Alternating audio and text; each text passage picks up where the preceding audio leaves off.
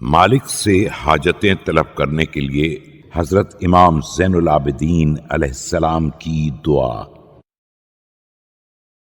شروع نام سے اللہ کے جو بڑا مہربان نہایت رحم کرنے والا ہے۔ اے معبود، اے وہ جو طلب حاجات کی منزل منتہا ہے، اے وہ جس کے یہاں مرادوں تک رسائی ہوتی ہے، اے وہ جو اپنی نعمتیں قیمتوں کے عوض فروخت نہیں کرتا اور نہ اپنے عطیوں کو احسان جتا کر مقدر کرتا ہے، اے وہ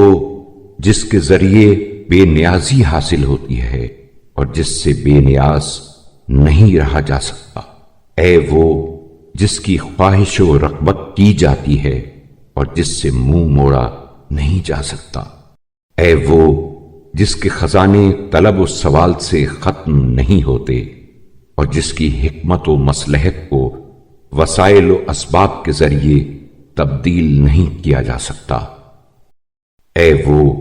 جس سے حاجت مندوں کا رشتہ احتیاج قطع نہیں ہوتا اور جسے پکارنے والوں کی صدا خستہ و ملول نہیں کرتی۔ تو نے خلق سے بے نیاز ہونے کی صفت کا مظاہرہ کیا ہے اور تو یقیناً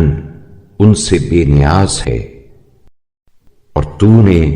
ان کی طرف فقر و احتیاج کی نسبت دی ہے اور وہ بے شک تیرے محتاج ہیں، لہذا جس نے اپنے افلاس کے رفع کرنے کے لیے تیرا ارادہ کیا